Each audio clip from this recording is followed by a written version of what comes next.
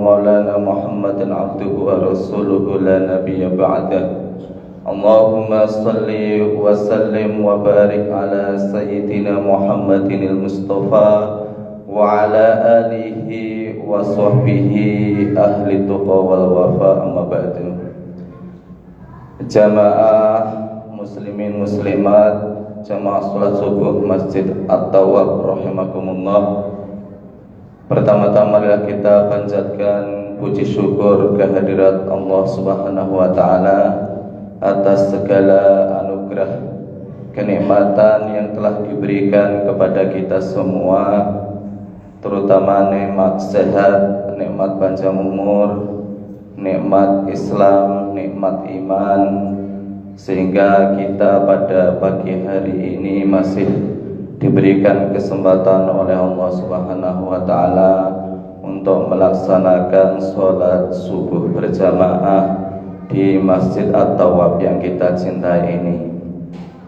Dan alhamdulillah juga kita masih diberikan kesempatan oleh Allah Subhanahu wa taala untuk bertemu dengan bulan yang penuh dengan barokah, agung dan mulia, yaitu bulan Ramadan. Dan tentu kesempatan ini adalah dalam rangka kita untuk memperbaiki dan menambah pundi-pundi pahala kita agar kita nanti selamat di akhirat. Bulan Ramadan adalah bulan yang penuh berkah, karena di dalamnya setiap hamba yang beribadah kepada Allah Subhanahu wa taala akan dilipat gandakan pahalanya. Bulan puasa dinamakan bulan yang agung karena di bulan puasa ini Allah turunkan Al-Quran sebagai kitab suci pegangan seluruh manusia. Dan bulan Ramadan ini dikatakan bulan yang mulia karena di dalam bulan Ramadan terdapat satu malam yang nilai ibadahnya sama dengan ibadah 1000 bulan, yang kita kenal dengan malam Lailatul Qadar. Jamaah rahimakumullah, di dalam sebuah hadis Rasulullah bersabda, "Inna zamana qad istadara ka hayatihi yauma khalaqallahu samawati wal ardh." Sesungguhnya zaman itu akan selalu berputar. Artinya apa? Dari Januari kita bertemu Januari, Februari kita bertemu Februari lagi. Begitu juga bulan Muharram kita ketemu Muharram, Ramadan juga seperti itu. Rasulullah menjelaskan as-sanatu 12 syahrun, dan di dalam satu tahun itu terdapat 12 bulan. Minha arba'atun hurum, dan di dalam satu bulan itu terdapat 4 bulan yang disucikan, yaitu salasun mutawaliyatun, 3 bulan berturut-turut adalah Dzulqa'dah, Dzulhijjah dan Muharram, serta Rajab Mudhar baina Jumada wa Sya'ban, yaitu bulan Rajab antara bulan Jumadil Akhir dan bulan Sya'ban. Dari hadis ini dapat kita petik sebuah pelajaran bahwa memang Allah Subhanahu wa taala itu menciptakan bagi hambanya waktu-waktu dan tempat-tempat yang memang dikhususkan dan dimuliakan oleh Allah Subhanahu wa taala. Kita tahu dari hadis tadi terdapat dalam satu tahun ada 4 bulan yang disucikan Allah. Begitu juga bahkan ada bulan Ramadan yang nilai ibadahnya dibanding ibadah di bulan-bulan yang lain tentu akan mempunyai kelebihan. Begitu juga Allah juga menciptakan tempat-tempat tertentu yang memang dimuliakan oleh Allah, seperti hanya Masjidil Haram, Masjid Nabawi, Masjidil Aqsa dan lain-lain. Ini adalah memang hal-hal khusus yang diistimewakan oleh Allah. Maka tidak salah apabila dari zaman sahabat, dari zaman tabi'in, tabi'ut tabi'in, mereka sangat berharap bertemu dengan bulan Ramadan yang mulia ini. Bahkan mereka dari bulan Rajab, bulan Sya'ban sudah berdoa kepada Allah Subhanahu wa taala agar dapat dipertemukan dengan bulan Ramadan ini karena memang mempunyai sisi keutamaan yang luar biasa. Nah, sebenarnya pensyaratan daripada pensyariatan atau masyru'iyahnya puasa bulan Ramadan ini baru diturunkan oleh Allah Subhanahu wa taala tepatnya pada tahun kedua Hijriah. Artinya setelah Nabi Muhammad hijrah dari Mekah ke Madinah, dan tepatnya itu di bulan Sya'ban. Sebelumnya Rasulullah hanya melaksanakan 3 hari di setiap bulannya yang kita kenal sekarang dengan puasa sunnah Ayyamul Bid. Dan ketika Rasulullah tiba di Madinah, beliau juga melaksanakan ibadah puasa 10 Muharram yang kita kenal sekarang dengan puasa Asyura. Nah, ketika turun perintah ya ayyuhalladzina amanu kutiba alaikumusshiyam ini, sebenarnya waktu pertama kali turun ini memang ayat tidak spesifik menyebutkan bulan Ramadan dan kewajibannya secara mutlak. Karena kalau kita tadi dengar Bapak Imam membaca surat Al-Baqarah ayat 183 dan seterusnya, di situ disebutkan wa 'alal ladzina yutiqunahu fidyatun tu'amu miskin. Jadi awal-awal persyariatan puasa itu bahkan diperbolehkan memilih antara membayar fidyah dan berpuasa. Bahkan dalam keadaan tidak uzur, artinya dalam keadaan sehat dan tidak berpergian, itu diperbolehkan memilih antara berpuasa atau membayar fidyah. Baru ini nanti ayat ini dimansuh bahwasanya yang diperbolehkan membayar fidyah itu hanya orang tua renta yang memang tidak diharapkan kesehatannya pasti akan terus menurun, itu tidak diwajibkan untuk berpuasa, tapi dia diharuskan membayar fidyah. Itu artinya. Nah, begitu juga masalah waktu Ramadannya, apakah itu dikhususkan di bulan Ramadan di ayat itu? Memang kalau dilihat terusan ayat ada menyebutkan syahrul Ramadan unzila fihil Quran dan seterusnya. Tapi dipertegas lagi di dalam hadis Sahih Bukhari bahwasanya ketika sahabat Rasulullah yaitu Thalhah bin Ubaidillah, dia melihat seseorang bertanya kepada Rasulullah, "Madza faradallahu 'alayya min siyam?" Kata orang tersebut, "Wahai Rasulullah, sesungguhnya puasa apakah yang diwajibkan kepadaku?" Kemudian Rasulullah menjawab, "Syahrul Ramadan, yang diwajibkan kepadamu adalah puasa di bulan Ramadan." Kemudian orang tersebut bertanya lagi, "Hal alayya khairuh?" Lalu adakah puasa yang lain ya Rasulullah selain puasa Ramadan yang diwajibkan kepadaku? Rasulullah menjawab, "La illa anta tawwa'a." Tidak ada puasa yang diwajibkan kepadamu kecuali yang lainnya itu adalah puasa sunnah. Jadi semenjak hadis ini berarti puasa Asyura, puasa 3 hari Senin Kamis dan lain sebagainya itu adalah termasuk ibadah sunnah. Tetapi ada puasa yang hukumnya wajib menurut fikih, yaitu puasa yang ada illah atau ada alasan atau ada sebab. Yaitu sebagai contoh adalah puasa karena nazar, puasa karena kafarat, dan puasa yang memang kita ada udzur tertentu sehingga tidak melaksanakan puasa Ramadan, maka qadhanya itu adalah hukumnya wajib. Jadi puasa-puasa wajib yang lain itu biasanya ada ilahnya, tapi secara umum puasa yang diwajibkan oleh Allah Subhanahu wa taala itu hanyalah puasa Ramadan.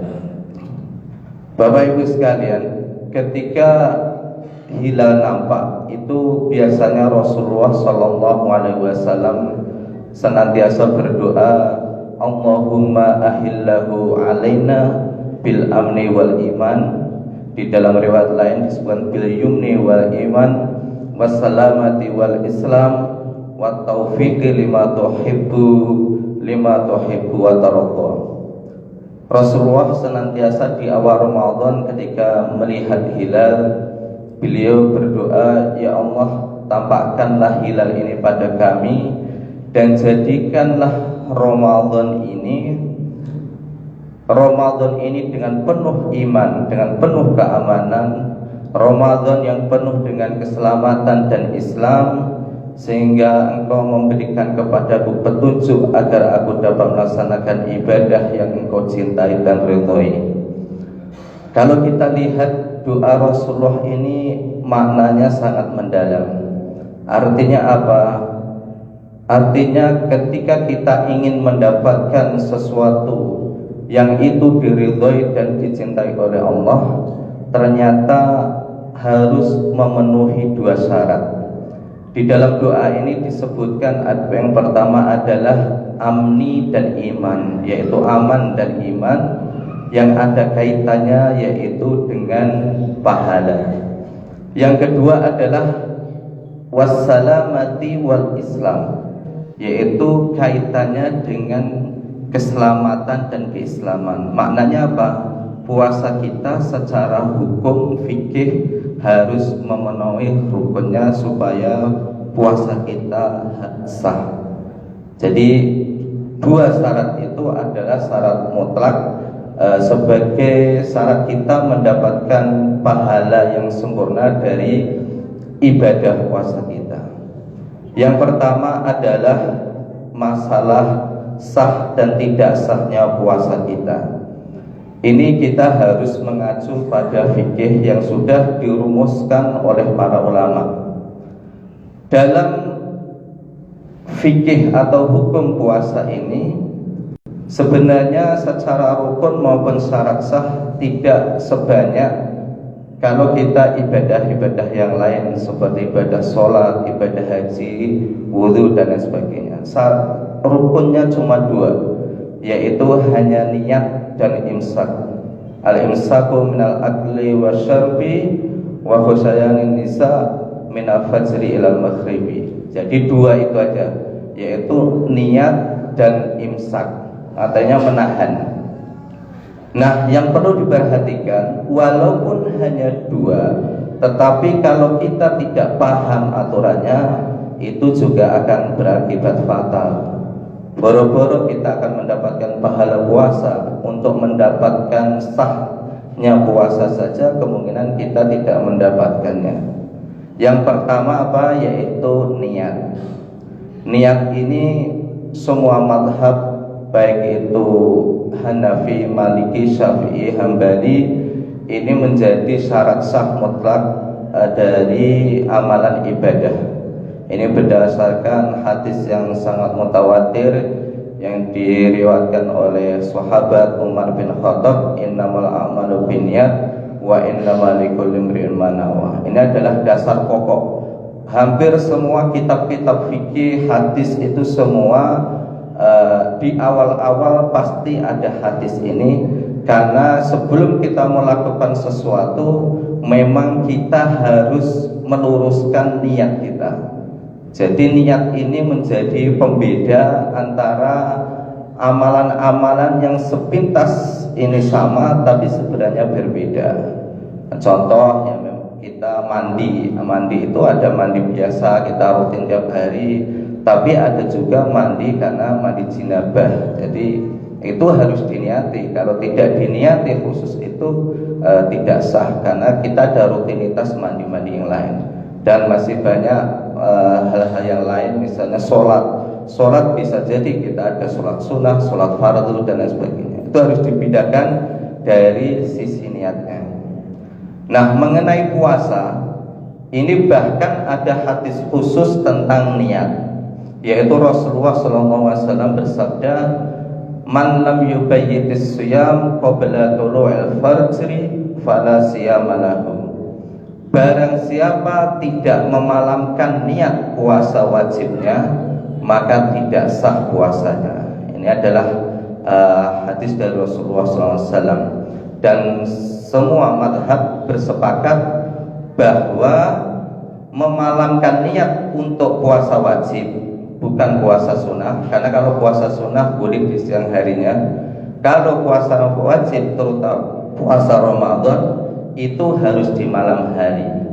Kapan itu malam? Tentunya dari maghrib sampai fajar, atau kalau fajar yang kita kenal adalah sholat subuh. Jadi itu adalah niat yang harus kita lakukan. Barang siapa tidak niat, bahkan kelupaan, maka tidak sah puasanya.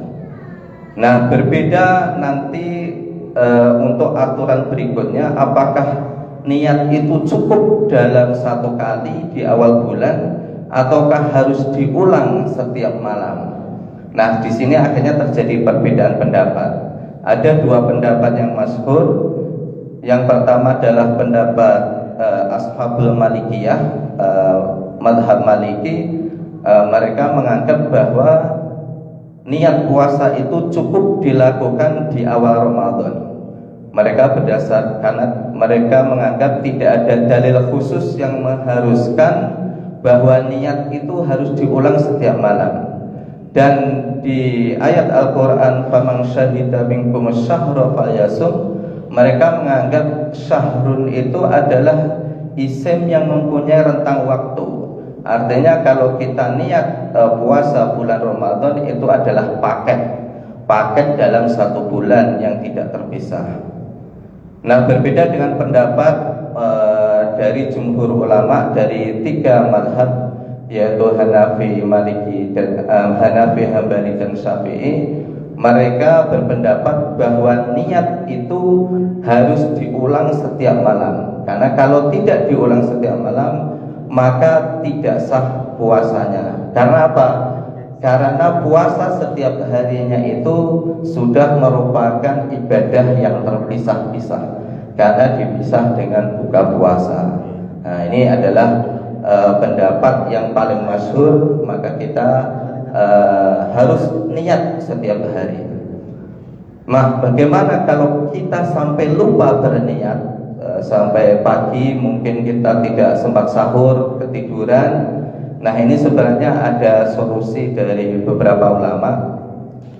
Yang pertama, saya mengutip dari pengasuh Pondok Pesantren Nirboyo, yaitu Kiai Haji Idris Marzuki, bahwasanya untuk mengantisipasi kita kalau kelupaan, maka di awal bulan Ramadan itu kita berniat juga sesuai niatnya madhab Maliki, yaitu nawaitu shauma jami syahri ramadhani hadhihi sanati. Nah, ini ditambahkan taqlidan lil Imam Malik. Jadi di sini Kiai Haji Idris Marzuki berniat di awal bulan puasa itu dengan niat 1 bulan penuh untuk mengantisipasi apabila kita nanti lupa di kemudian hari berniat. Nah, ada lagi juga yang antisipasinya adalah ikut dengan madhab Hanafi. Jadi apabila memang kita lupa dan tidak sempat berniat, itu di madhab Hanafi masih diperbolehkan niat di siang harinya. Nah, jadi itu masalah niat yang walaupun ada beberapa perbedaan pendapat di furu'iyahnya, tapi secara asliyahnya semua sepakat bahwa niat melaksanakan puasa itu adalah termasuk rukun dan menjadi syarat sah daripada ibadah puasa. Kemudian yang kedua adalah rukun dari puasa itu al-imsak. Imsak dari menahan makan, minum, dan berhubungan suami istri dari fajar sampai dengan maghrib. Yang perlu kita pahami di sini sebenarnya adalah pertama, puasa itu dulu sebelum dimansuh ayatnya dari uhilla lakum lailatas syiyamir rafathu ila nisaikum hunna libasul lakum wa antum libasul lahum, itu dulu batas puasa itu bukan fajar.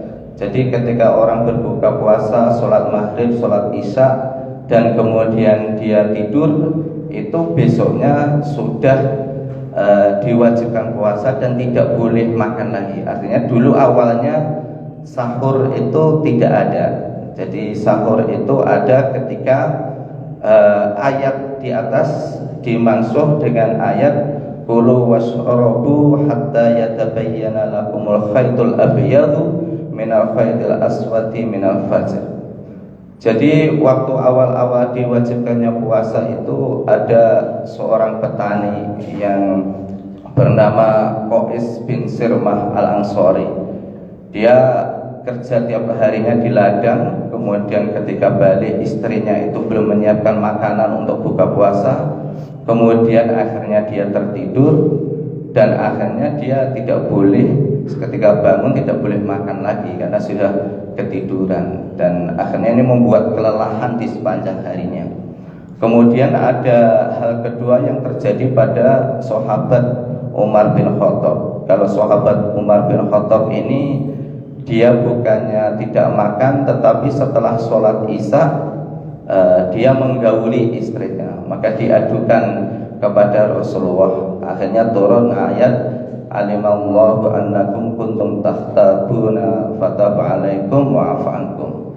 Jadi akhirnya ini dimaafkan oleh Allah, dan akhirnya ada perubahan syariat, yaitu bahwasanya puasa itu dimulai dari fajar. Fajar itu pas sholat subuh itu sampai dengan maghrib. Nah, yang harus kita perhatikan itu ada sebuah hadis. Hadis ini diriwayatkan oleh Imam Abu Dawud.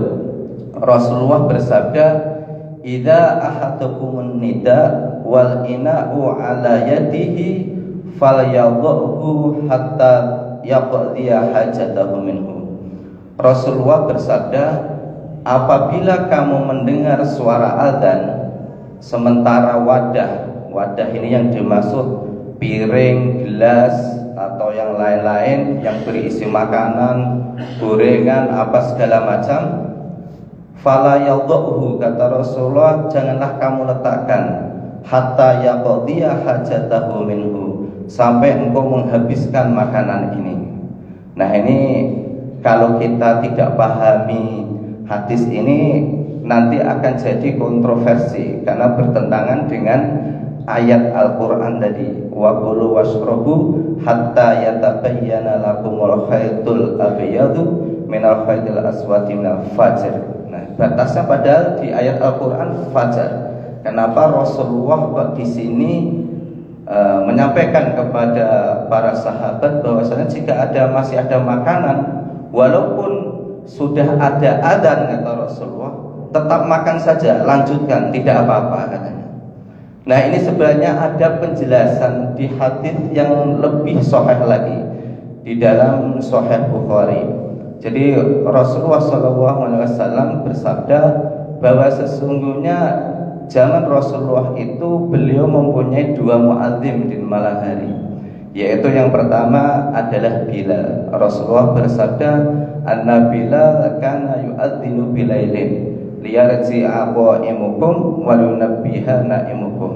Sesungguhnya azannya Bilal itu dilakukan di malam hari.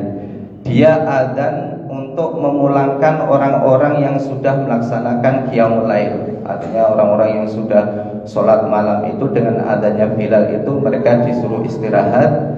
Dan wa na'imukum, dan untuk wa yunabbiha na'imukum, yaitu untuk membangunkan yang belum bangun untuk sholat malam. Jadi fungsinya adanya Bilal itu. Jadi ini belum masuk fajar. Nah, kemudian Rasulullah melanjutkan kulu washrabu hatta yu'adzina ibnu ummi maktum.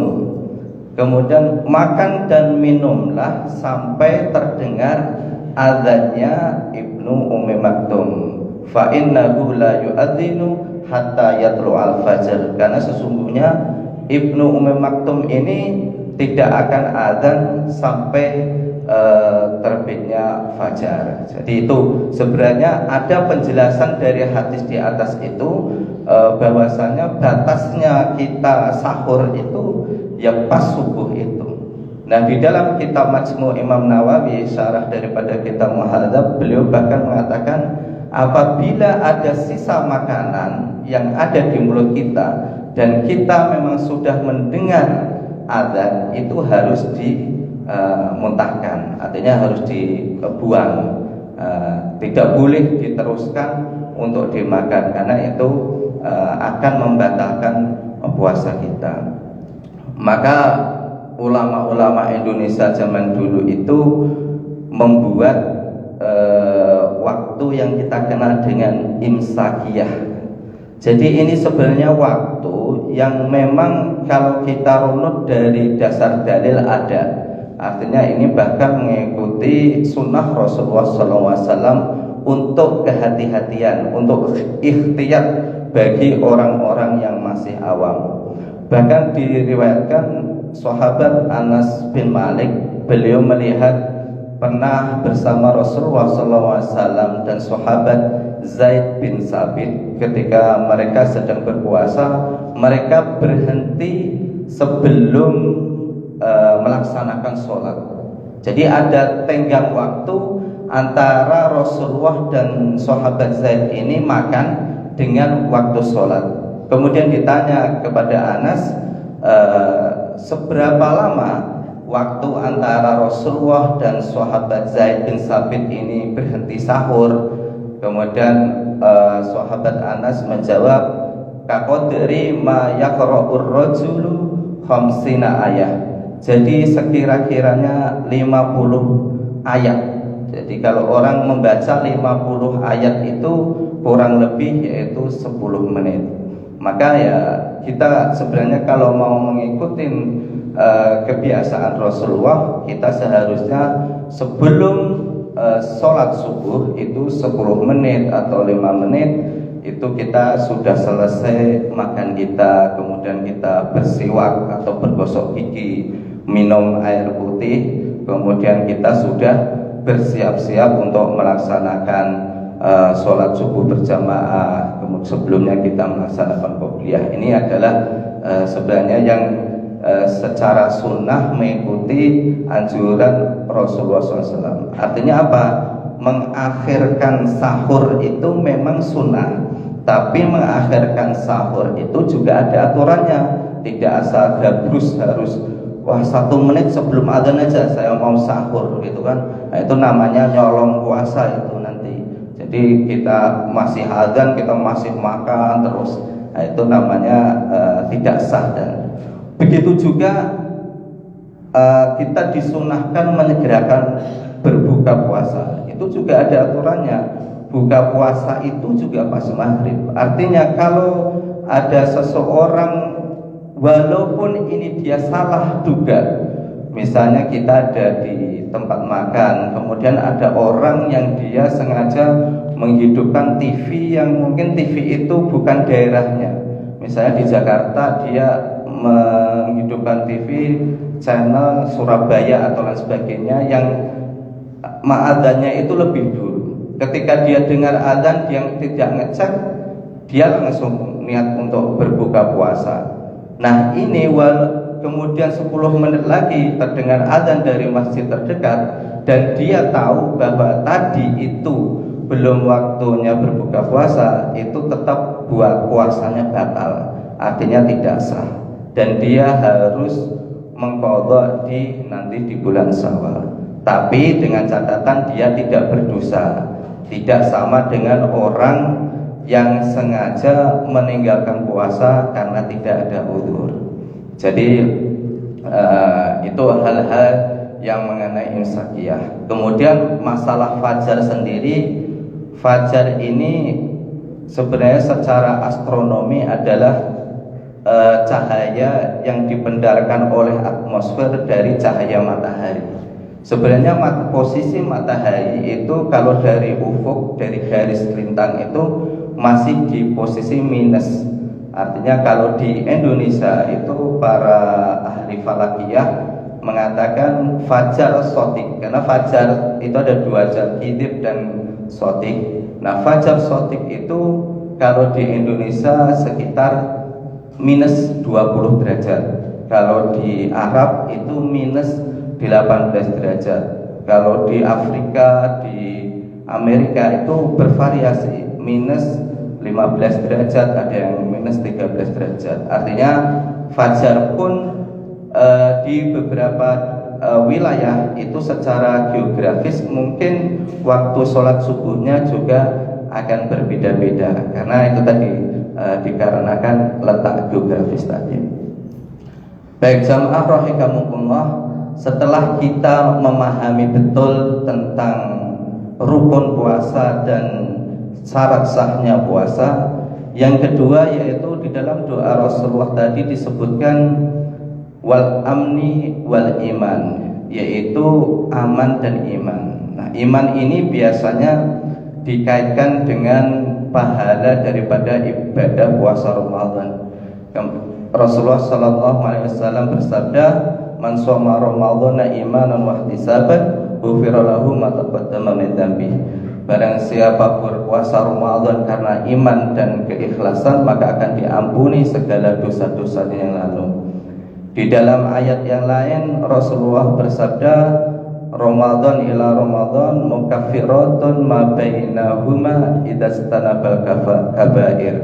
Bahwasanya Ramadan dari Ramadan yang satu ke Ramadan yang lain itu menjadi penutup dosa bagi yang melakukannya, asal dia tidak melakukan dosa-dosa besar. Artinya jaminan dari Allah Subhanahu wa taala bagi orang yang melaksanakan ibadah puasa Ramadan itu akan diampuni semua dosa-dosa kecilnya, baik itu sebelum Ramadan maupun sesudah Ramadan.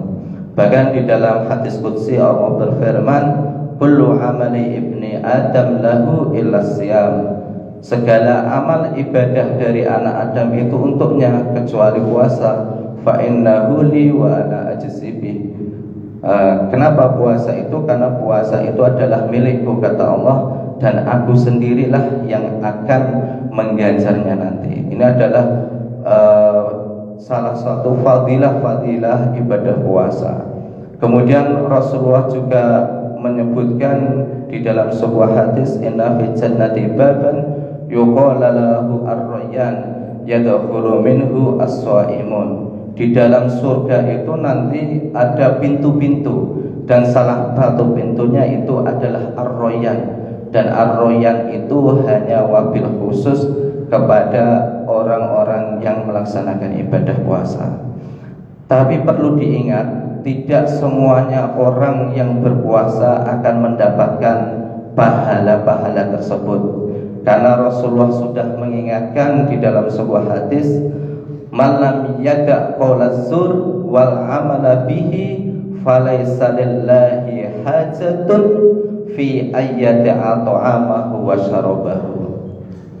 Barang siapa tidak meninggalkan perkataan dusta, barang siapa tidak meninggalkan perkataan bohong, wal amala bihi, dan amaliyah dari perkataan-perkataan dusta dan bohong itu seperti ghibah, namimah, tajassus dan lain sebagainya.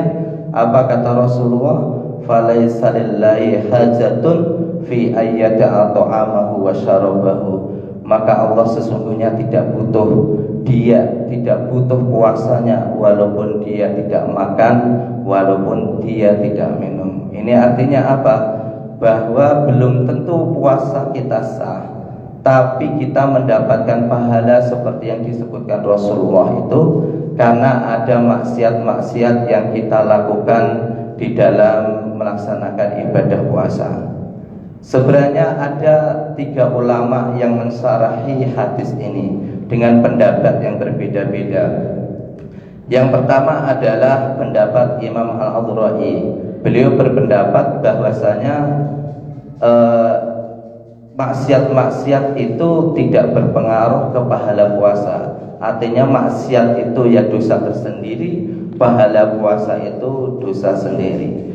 Kemudian ada yang lebih ekstrim, itu adalah Imam Al-Auza'i, beliau mengatakan bahwasanya orang yang berkata dusta bohong itu bukan hanya tidak mendapatkan pahala puasanya, tapi bahkan puasanya tidak sah.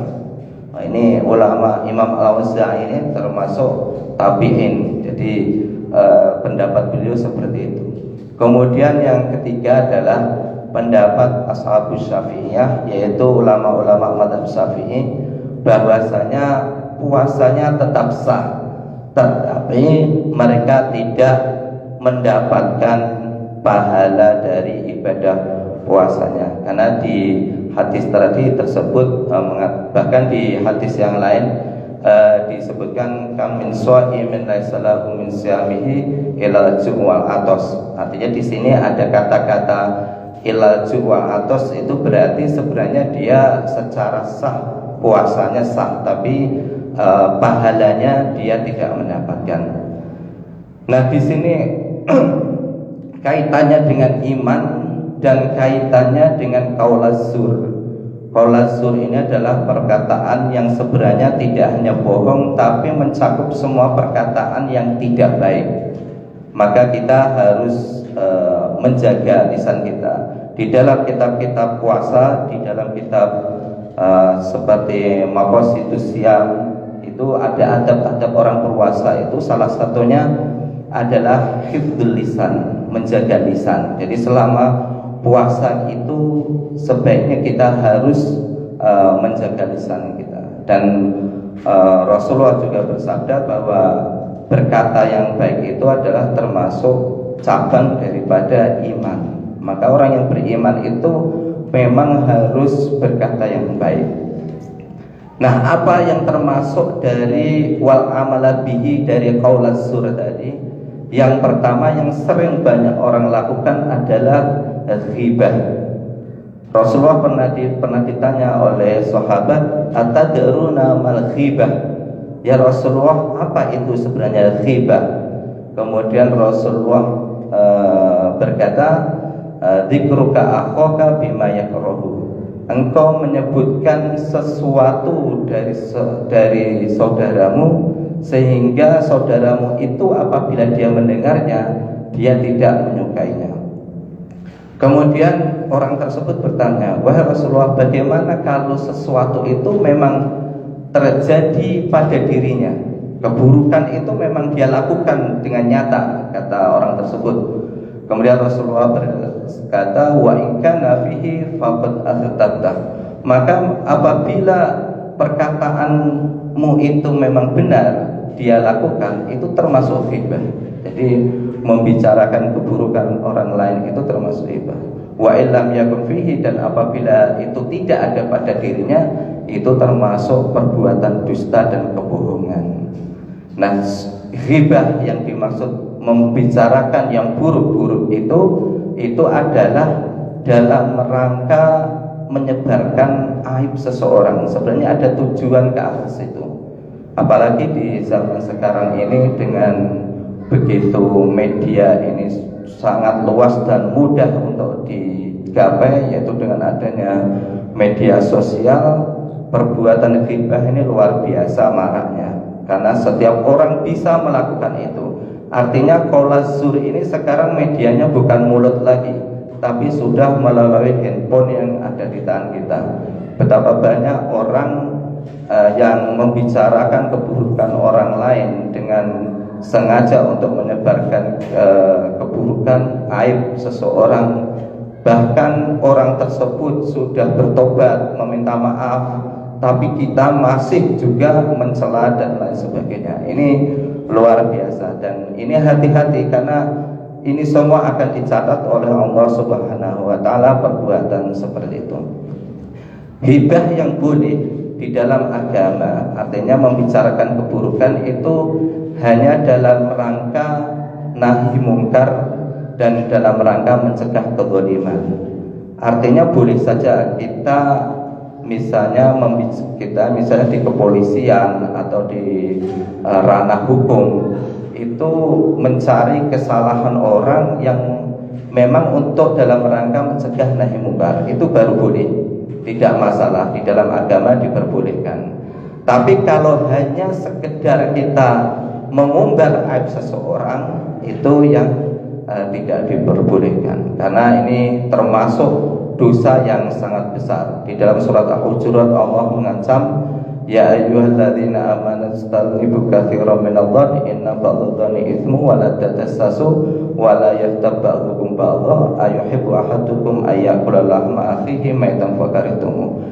Yaitu orang yang suka menghibah, orang yang suka mencari-cari keburukan orang lain, itu diancam oleh Allah Subhanahu wa taala nanti di akhirat akan memakan bangkai.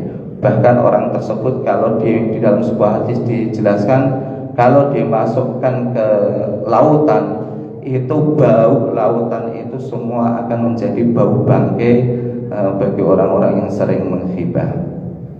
Kemudian amaliyah kedua dari qaul zur wal amal bih ini adalah an-namimah, yaitu an-namimah itu adalah mengatakan kepada orang lain yang tujuannya adalah memperburuk hubungan keduanya. Nah, ini biasa kalau di bahasa Indonesia kita sebut provokator. Apalagi kalau ditambahin dengan bumbu-bumbu berita yang sebenarnya tidak sesuai kenyataan, tapi hanya dalam rangka untuk mengadu domba. Ini juga dilarang oleh Allah Subhanahu wa taala, dan bahkan orang yang berpuasa tidak akan mendapatkan pahala puasanya apabila di dalam bulan Ramadan ini mereka masih berbuat seperti itu. Dan ini sekali lagi di zaman sekarang juga tidak hanya melalui lisan, tetapi juga bisa melalui media sosial dan lain sebagainya. Allah mengancam bagi orang yang suka namimah ini dengan sabda Rasulullah, la yadkhulul jannah an-namam, tidak akan masuk surga orang yang suka mengadu domba. Bahkan Rasulullah SAW ketika beliau melewati dua kuburan, Rasulullah berkata, innahuma yu'adzibani, sesungguhnya dua kubur ini sedang disiksa di kuburnya. Kemudian Rasulullah melanjutkan sabdanya, yang kedua, yang kuburan mana dia berdakwah kemana-mana, dia berpidato kemana-mana, hanya untuk memprovokasi, hanya untuk menghasut, dan hanya untuk berbuat adu domba di antara umat. Itu termasuk adalah dosa namimah. Kemudian Rasulullah mengambil satu pelepah kurma yang masih basah, kemudian membelahnya menjadi dua. Kemudian beliau mendoakan, semoga dengan pelepah kurma ini, tasbih daripada pelepah kurma ini, siksa orang yang ada di dalam kubur ini diringankan. Ini adalah dosa dari orang-orang yang suka berbuat namimah. Yang kemudian yang ketiga, contoh daripada qaul zur wal amal bihi ini adalah orang yang suka mencaci dan mengumpat orang lain dengan perkataan-kataan yang tidak baik. Ini termasuk juga harus dijaga di dalam puasa Ramadan ini agar kita meraih pahala puasa. Karena Allah telah melarang keras di dalam surah Al-Hujurat, ya ayyuhalladzina amanu la yaskhar qaumun min qaumin asa ayyakunu khairan minhum wala nisa'un min nisa'in asa ayyakunna khairan minhun wala talmizu anfusakum wala tanabazu bil alqabi salismul fusuqu ba'dal iman. Jadi wahai orang-orang yang beriman, janganlah kamu saling cela-mencela, janganlah kamu saling olok-mengolok, janganlah kamu saling hina-menghina. Bisa jadi orang kelompok yang kalian hina itu lebih baik daripada kelompok yang menghina. Wala talmizu anfusakum wala tanabazu bil alqab, dan janganlah kalian semua memanggil dengan panggilan-panggilan yang berburuk. Allah telah mengancam kepada orang yang suka mengumpat dan mencaci maki orang lain ini nanti ketika dia dibangkitkan dari kubur, mereka akan dibangkitkan dengan rupa yang sangat buruk, yaitu merupai rupa hewan dan binatang. Naudzubillahi min dzalik. Jamaah rahimakumullah, mungkin itu saja yang dapat kami sampaikan. Mudah-mudahan dua hal atau dua aspek, yaitu tentang keabsahan dan bagaimana kita mendapatkan pahala puasa ini, dapat kita lakukan dengan sebaik-baiknya sampai 1 bulan penuh di bulan Ramadan ini. Jangan sampai kita dikatakan sebagai yang dikatakan Rasulullah, rahima anfu rajulin dakhala alaihi Ramadan thumma salaha qabla ayyughfira lahu. Rasulullah bersabda, sungguh hina, sungguh rugi orang yang dapat menemui bulan Ramadan, kemudian bulan Ramadan itu berlalu saja, bulan Ramadan itu berakhir begitu saja, sedangkan dia tidak mendapatkan pahala, ampunan dan rahmat dari Allah Subhanahu wa taala.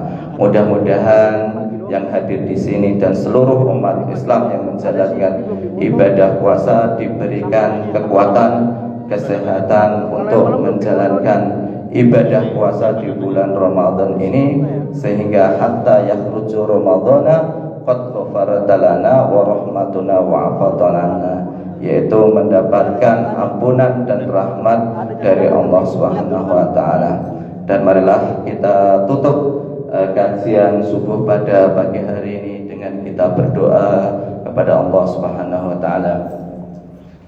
Allahumma shalli ala sayyidina Muhammadin fil awwalin wal akhirin wa sallim wa radhiyallahu ta'ala an saddatina ashabi Rasulillah ajma'in. Bismillahirrahmanirrahim. Alhamdulillahi rabbil alamin hamdan yuwaffi ni'amahu wa yukafi'u mazidah.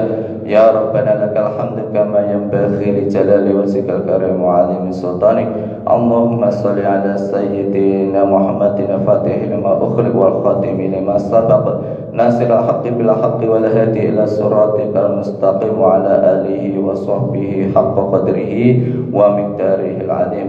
Salatan taftahu lana biha abwabar ridha wat taysir wa tukhliqu bi anna abwabasy syarri wa ta'sir wa takunu lana waliyya wa nasira, anta waliyuna wa maulana fa ni'mal maula wa ni'man nasir. Allahumma anfa'na bima 'allamtana wa anfa'na bima 'allamtana wa zidna 'ilman nafi'a walhamdulillahi min kulli hal wa na'udzu billahi min hali ahli nar. Allahumma ahillahu 'alaina bil amni wal iman was salamati wal islam wat taufiq lima tuhibbu wa tarda. Rabbuna wa rabbukallah.